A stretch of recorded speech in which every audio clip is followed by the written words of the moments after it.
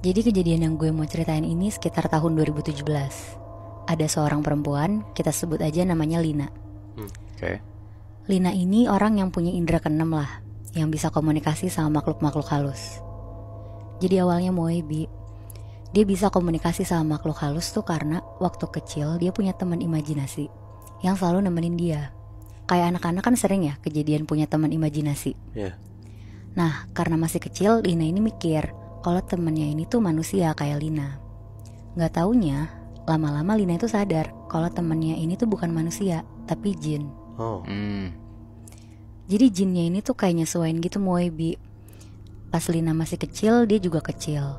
Pas udah gede, dia juga jadi orang gede. Jadi mereka tuh tumbuh besar bareng gitu. Berarti jin ini emang jin penunggu rumahnya Lina itu? Lebih ke jin yang ngikutin Lina sih Moe. Oh. Nah tapi Moe, jinnya ini tuh baik banget dan selalu ngingetin Lina untuk sholat sama ngaji.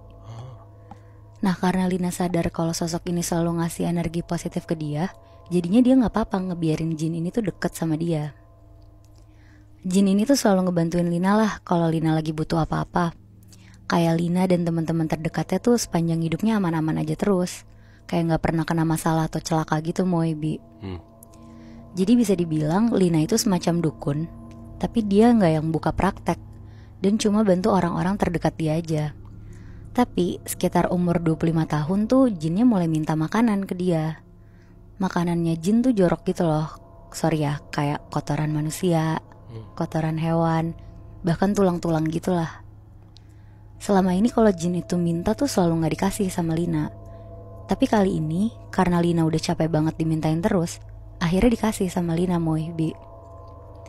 Singkat cerita, ada sahabatnya Lina, namanya Nisa. Dia cerita dia sakit hati banget ditinggal sama pacarnya. Ditinggalnya itu tuh karena pacarnya tiba-tiba deket sama cewek lain dan sampai jadian. Di situ Nisa nangis-nangis cerita ke Lina. Lina dengernya nggak tega banget dan jin ini tuh denger juga. Malamnya jinnya ngomong ke Lina.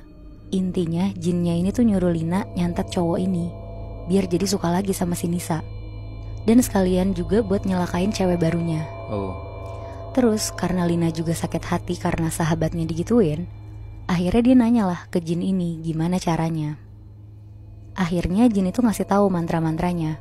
Dan jinnya juga ngasih tahu kalau ritual ini tuh harus dilakuin di atas jam 12 malam. Akhirnya besoknya jam 12 malam Lina nyobalah ritual ini.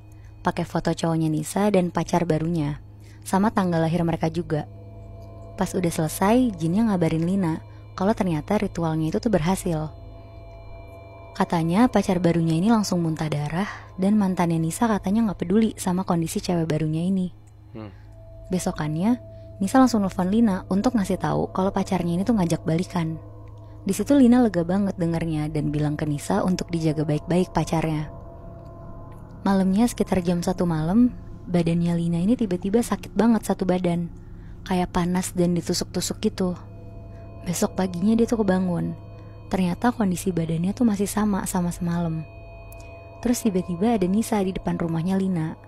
Nisa datang dan dengan paniknya Nisa tuh bilang, Lin, ternyata ceweknya pacar aku kemarin disantet orang. Terus Lina ini pura-pura gak tahu dan bilang, kenapa emangnya? Terus kata Nisa, ceweknya katanya muntah darah gak berhenti. Dan ternyata dia punya orang pinter yang bisa nepis kiriman itu Lin. Oh shit. Terus si Lina tuh nanya, terus ditepisnya gimana Nis? Terus dia bilang, katanya orang pinternya ini udah ngirim peringatan pertama ke orang yang nyantet dia. Nah malam ini katanya akan dikirim lagi yang lebih parah dari semalam. Wow.